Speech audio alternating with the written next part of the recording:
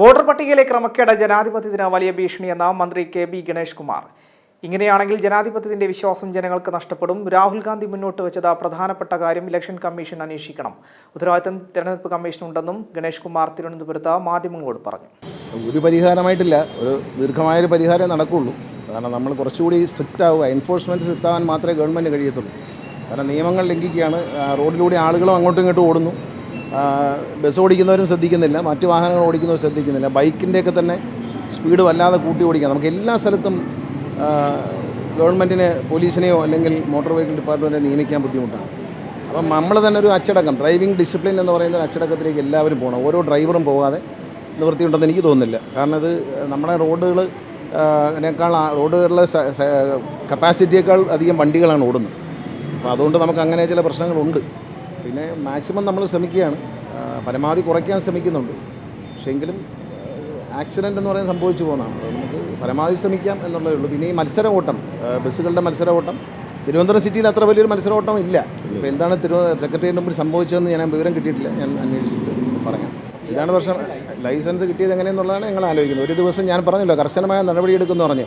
ഇത് ഈ ഗവൺമെൻറ്റിൽ ഞാൻ മന്ത്രിയായി വന്നതിന് ശേഷം കഴിഞ്ഞ 1-2 വർഷമായി ഒരു കാരണവശാലും ലൈസൻസ് അങ്ങനെ വാരി വലിച്ച് കൊടുക്കൂലാന്ന് തീരുമാനിച്ചു. അത് അട്ടിമറിക്കാൻ വേണ്ടി ഇവിടെ ഒരുപാട് ശ്രമിച്ചു, മാധ്യമങ്ങളെയൊക്കെ തെറ്റിദ്ധരിപ്പിച്ചു. പക്ഷേ എൻ്റെ നിലപാടിൽ ഉറച്ചു നിൽക്കുന്നു. ഇപ്പോൾ ഡ്രൈവിംഗ് പഠിച്ചിറങ്ങുന്നവർക്ക് മെച്ചപ്പെട്ട ഡ്രൈവിംഗ് തന്നെയാണ്. കാരണം ഒരാളെ ഡ്രൈവിംഗ് കഴിച്ച് കേരളത്തിൽ പരീക്ഷ എഴുതുന്നതിൽ 48% മുതൽ 50% വരെ മാത്രമേ ജയിക്കുന്നുള്ളൂ. മറ്റത് 125 ഒരു പരീക്ഷ എഴുതിയാൽ 124 പേരും പാസ്സായിപ്പോയ കാലത്താണ് ഈ ലൈസൻസൊക്കെ. അങ്ങനെ ലൈസൻസ് വ്യാപകമായി കൊടുക്കുന്ന തെറ്റാണ് എന്ന് ഗവൺമെൻറ് തീരുമാനിച്ചു. അതുകൊണ്ടാണ് ഗവൺമെൻറ് കർശന നിലപാടെടുത്തത്. ഇതിൻ്റെ റിസൾട്ട് കുറച്ച് കഴിഞ്ഞേ കിട്ടത്തുള്ളൂ. എന്നാൽ ഇപ്പോഴെങ്കിലും നമ്മളിങ്ങനെ ഡിസിഷൻ എടുത്തില്ലെങ്കിൽ നാളെയും ഇത് തന്നെയാണ് നമ്മളെ സ്ഥിതി. ഇപ്പോഴെങ്കിലും കുറച്ച് കർശനമായ ഡിസിഷൻസ് എടുക്കുകയാണ്. നാളെ അത് മാറുമെന്ന പ്രതീക്ഷയിൽ KSRTC ഡ്രൈവിംഗ് സ്കൂൾ തുടങ്ങി. അവിടെ നിന്ന് പുറത്തിറങ്ങുന്ന കുട്ടികൾ വണ്ടി ഇതുപോലെ 19 ലൈസൻസ് എടുത്തിട്ട് ഓടിച്ച് പഠിച്ചുകൊണ്ടിരിക്കുകയല്ല. അവർ ലൈസൻസ് എടുത്തിട്ട് തന്നെ ഓടിച്ച് റോഡിലേക്ക് പോകുന്ന ഒരു സിറ്റുവേഷൻ നിങ്ങളുടെ മുമ്പിൽ തന്നെ, മാധ്യമങ്ങളുടെ മുമ്പിൽ തന്നെ ഞങ്ങൾ കാണിച്ചു തന്നതാണ്. അപ്പോൾ അതുകൊണ്ട് ലൈസൻസിൻ്റെ കാര്യത്തിൽ ഒരു വിട്ടുവീഴ്ചയില്ല. പിന്നെ മദ്യവെച്ചുകൊണ്ടുള്ള വാഹനം ഓടിക്കും, ലഹരി മരുന്നുകൾ ഉപയോഗിച്ചുള്ള വാഹനം ഓടിക്കും. പ്രത്യേകിച്ച് ഈ പ്രൈവറ്റ് ബസ് ഓടിക്കുന്ന ഡ്രൈവർമാർ തിരുവനന്തപുരത്ത് മാത്രമല്ല, തിരുവനന്തപുരത്തല്ല കൂടുതൽ. ഇപ്പം കഴിഞ്ഞ ദിവസം ഒരു ആക്സിഡൻറ്റ് നടന്നു. ആ ആക്സിഡൻറ്റ് നടന്ന പോലീസ് ഉദ്യോഗസ്ഥർ എന്നോട് പറഞ്ഞത്, ആക്സിഡൻറ്റ് കഴിഞ്ഞ് വണ്ടി പരിശോധിക്കുമ്പോൾ ഈ ഡ്രൈവറുടെ ഡോറിൻ്റെ സൈഡിൽ മുഴുവൻ ഈ നാക്കിൻ്റെ അടിയിൽ വയ്ക്കുന്ന തരത്തിലുള്ള ചില ലഹരി മരുന്നുകളാണ്.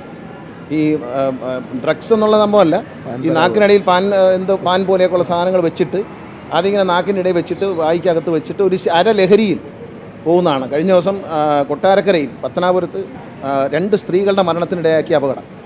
ആ അപകടത്തിലെ വണ്ടി ഡ്രൈവർ ഉറങ്ങിപ്പോയി എന്നാണ്. 1 സെക്കൻഡ് 2 പേരെ ഇടിച്ചു പോലെയെന്ന് അതിൻ്റെ ദൃശ്യം നമ്മൾ മാധ്യമങ്ങളിൽ കണ്ടതാണ്. ആ ഡ്രൈവറുടെ വണ്ടിയുടെ സൈഡിൽ നിറച്ച് ഇതിൻ്റെ കവറുകളായിരുന്നു.